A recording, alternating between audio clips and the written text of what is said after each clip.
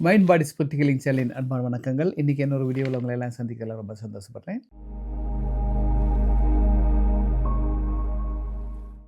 இன்னைக்கு நம்ம வீடியோவில் எதை பற்றி பார்க்க போகிறோம்னு சொன்னால், ஒரு சகோதரி வந்து மிகவும் ஒரு கஷ்டமான, துன்பமான, துக்கமான, ஒரு இக்கட்டான, வருத்தமான, வேதனையான ஒரு நரக அவங்க வாழ்க்கை சூழ்நிலையை வந்து விளக்கியிருந்தாங்க. உங்கள போல இன்னும் எத்தனையோ பேர் அந்த சூழ்நிலையில இருக்கலாம். ஸோ அவங்க அதிலிருந்து எப்படி மீண்டு வரலாம் அப்படிங்கிற விஷயத்த வந்து இன்னைக்கு நம்ம பார்க்க போகிறோம். அந்த சகோதரி என்ன சொல்லியிருந்தாங்கன்னு சொன்னா, "நான் என் கணவன் கூட குடும்பம் சந்தோஷமா தான் நடத்திட்டு இருக்கேன். ஆனா ஒரு பார்க்கக்கூடாத ஒரு காட்சிய வந்து நான் பார்த்துட்டேன். அதில வந்து என்னுடைய கணவனும், என்னுடைய சொந்த தாயும் தகாத உறவு கொண்டுக்கிட்டாங்க. அந்த காட்சிய பார்த்ததுலருந்தே என்னுடைய மனசே நொறுங்கி போச்சு. ஒவ்வொரு நாளும் நரக வேதனையில போயிட்டுருக்கேன். அந்த காட்சி திருப்பி, திருப்பி, திருப்பி, திருப்பி வந்து என்னை படாத வேதனைப்படுத்திக்கிட்டே இருக்கு. அந்த வேதனையிலேருந்து என்னால வெளிய வரவே முடியல. ஒவ்வொரு நாளுமே வந்து நான் நரக வேதனை அனுபவிச்சுட்டு இருக்கேன். இதில வந்து வாழ்க்கையவே முடிச்சுக்கலாமா?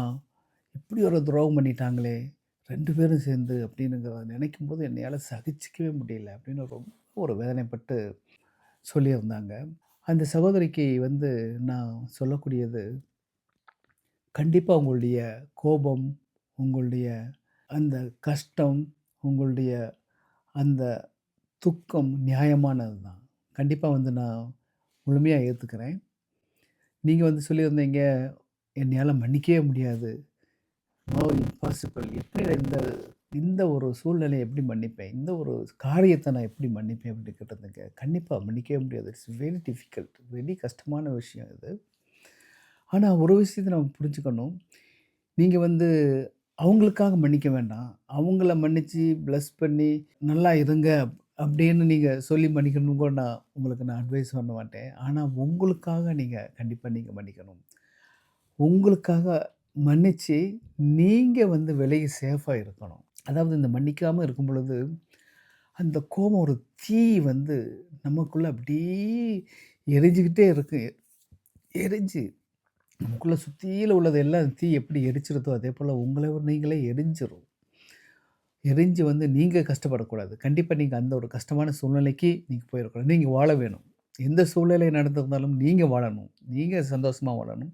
நீங்க அதிலருந்து மீட்டெடுத்து வெளிய வந்து வாழணும். அதுதான் வந்து முக்கியம்.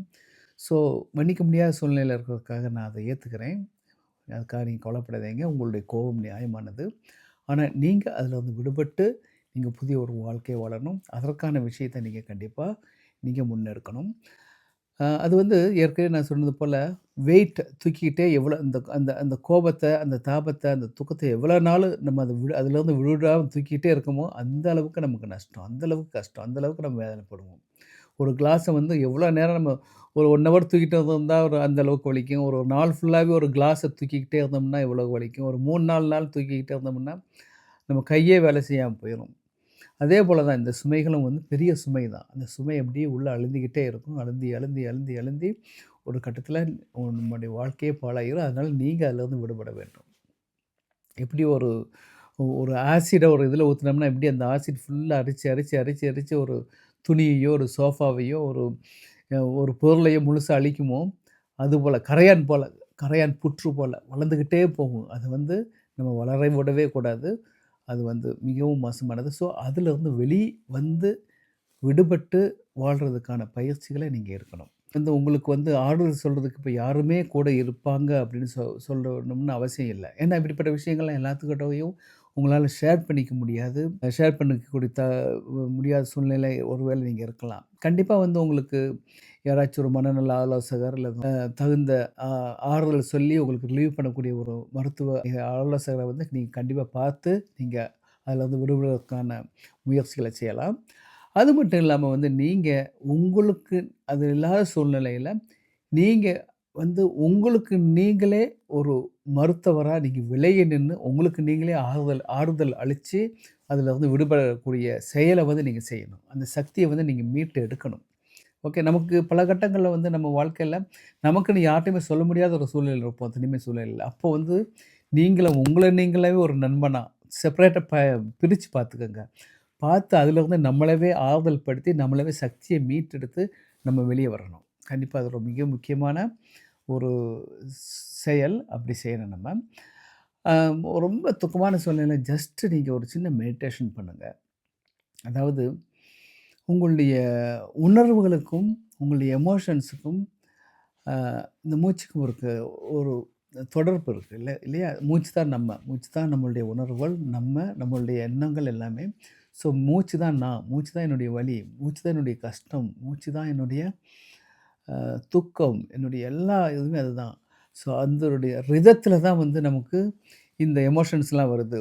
கோவமா இருக்கும்பொழுது நம்மளுடைய மூச்சோட ரிதம் ரொம்ப இன்பேலன்ஸ்டா இருக்கும். அமைதியா இருக்கும்போது நார்மலா அழகான ஒரு அலை போல இருக்கும்.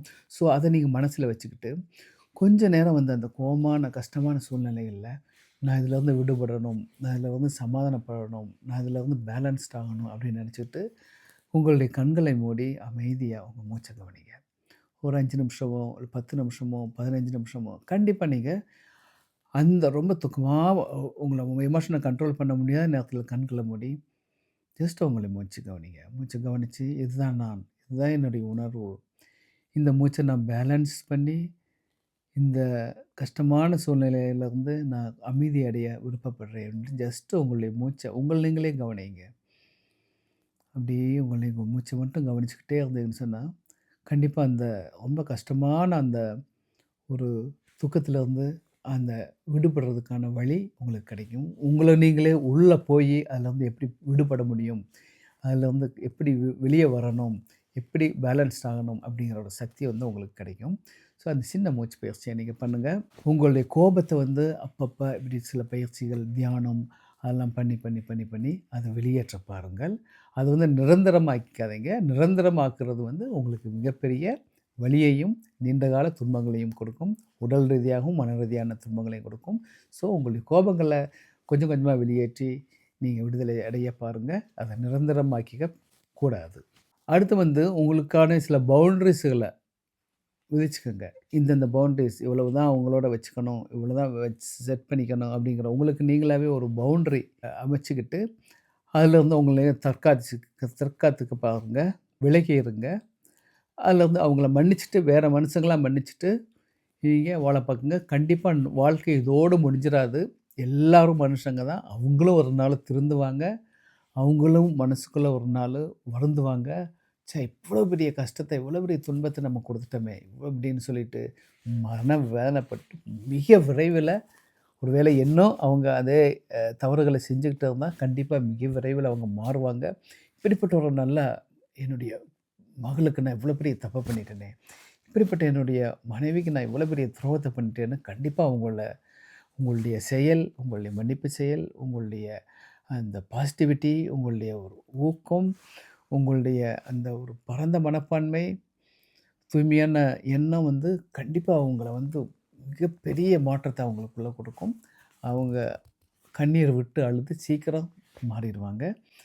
கண்டிப்பா உங்களுடைய வாழ்க்கையில ஒரு நல்ல ஒரு சீக்கிரமாவே அமையும். நீங்க மிக தைரியத்தோட எதிர்காலத்த நோக்கி நீங்க நடைபோடுங்கள். ஓகே. இன்னொரு வீடியோவுல சந்திப்போம். நன்றி. வணக்கம்.